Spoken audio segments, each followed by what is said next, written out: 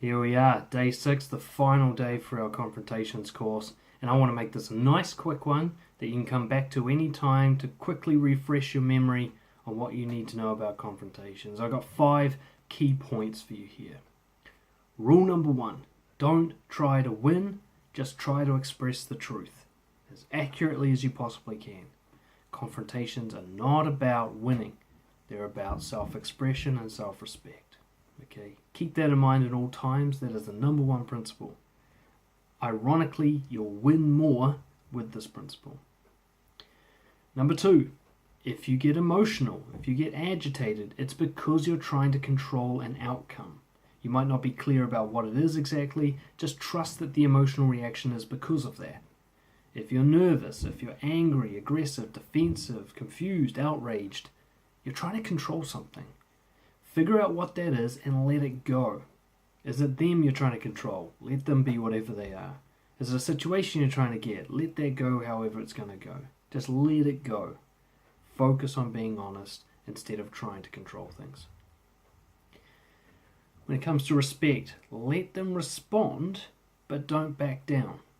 Okay, you can just hold yourself strong and be listening and attentive and compassionate without having to moderate yourself, without having to say, oh, maybe I was a bit. You don't have to do any of that. You say, I hear you. React. Show me your reaction. Get it all out. Purge the wound. And just let them have that response. And you don't have to do anything about it, but you can be there for it to show respect.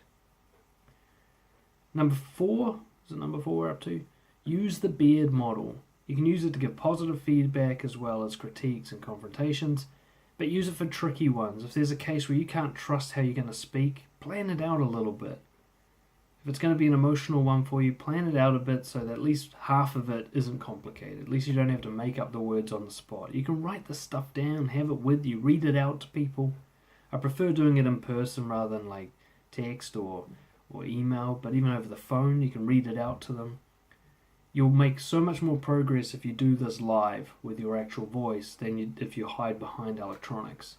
But even electronics is better than not doing it at all. But use that beard model and train yourself to go specific on the behavior. Talk about the impact, take responsibility for it. Relate to them as much as possible. Give them clear guidance on what it is you need them to do. And last and most importantly, practice, practice, practice. It took me like 50 confrontations following this process to even get remotely comfortable with it. If you have a phobia of confrontation and conflict like I did, it's going to take a long time to overcome that. So you need to have as many confrontations as possible. Assert yourself at every possible opportunity. You know that old saying of pick your battles? Fuck that, pick all the battles. Anytime something crosses a boundary for you that you disagree with, you have a preference for something else, you don't like, you feel offended, anything, speak up. The more you do it, the less afraid of doing it you'll become. You hit about 50 and you start to realize, hey, this doesn't hurt me. I can do this again and again. You hit about 100 and you'll see it really start to improve your relationships with people. They'll respect you more. They'll trust you more. Okay, all those benefits that finally you've been waiting for will come about. Okay, so that's it. That's the whole course. Practice, practice, practice is what comes next. You need to go and apply this stuff. There's no point just sitting around thinking about it because it won't make any sense that way. You need to see it in action.